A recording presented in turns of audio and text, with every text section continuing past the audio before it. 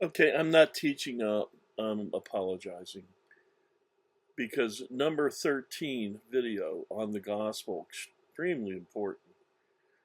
Because I paused it once even, in fact, I think it malfunctioned and my voice and my movements are not synchronized with my words, which is annoying.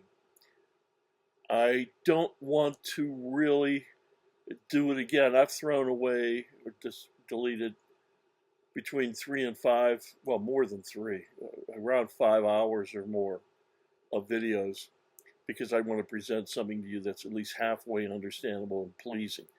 Now, being out of sync with your mouth and your actions on the screen is a bit annoying and confusing.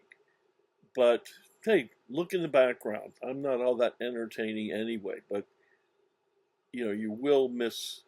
I do make expressions and exaggerations with my face and eyes as I speak because I realized this is more than teaching. I'm doing a bit of preaching.